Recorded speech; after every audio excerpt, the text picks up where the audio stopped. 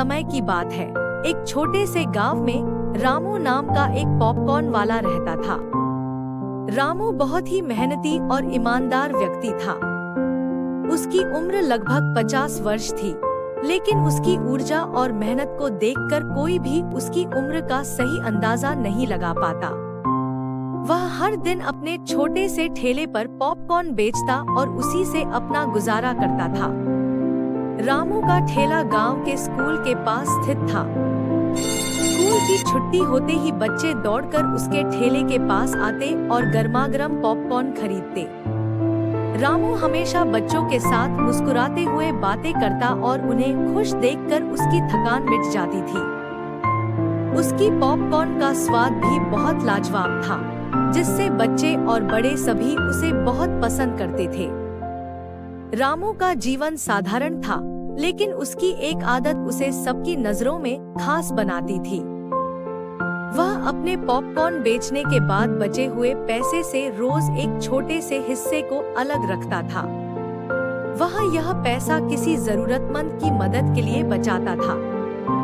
गांव के लोग रामू की इस आदत से बहुत प्रभावित थे और उसकी बहुत इज्जत करते थे। एक दिन गांव में एक बड़ा मेला लगा। मेले में बहुत सारी दुकानें और झूले लगे हुए थे। बच्चों और बड़ों की भीड़ से मेला गुलजार हो गया। रामू ने भी सोचा कि वह अपने ठेले को मेले में लगाकर कुछ ज्यादा कमाई कर सकता है। उसने अपने ठेले को सजाया और मेले में चल दिया। मेले में रामू की पॉपकॉर्न की दुकान खूब चल रही थी। लोग उसके पॉपकॉर्न का स्वाद चखकर खुश हो रहे थे और उसकी तारीफ कर रहे थे।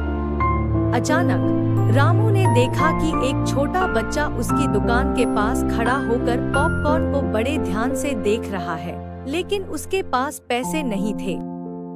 रामू ने तुरंत बच्चे को बुलाया और उसे पॉपकॉर्न का एक बड़ा पैकेट दे दिया।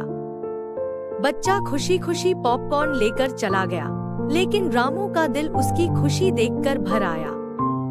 उसने सोचा कि यह छोटी सी मदद किसी के चेहरे पर मुस्कान ला सकती है, तो यह उसकी सबसे बड़ी कमाई है। कुछ दिनों बाद गांव में एक बड़ा तूफान आया। तूफान ने गांव में बहुत तबाही मचाई। कई घर टूट गए और लोग बेघर हो गए। रामू का ठेला भी तूफान में क्षतिग्रस्त हो गया। अब रामू के पास कुछ नहीं बचा था। वह बहुत परेशान था और सोच रहा था कि अब वह क्या करेगा। तभी गांव के लोगों ने मिलकर एक योजना बनाई। उन्होंने रामू की मदद के लिए पैसे इकट्ठा किए और उसे एक नया ठेला और पॉपकॉर्न बनाने का सामान खरीद कर दिया। रामू ने आंखों में आंसू भरकर गांव वालों का धन्यवाद किया।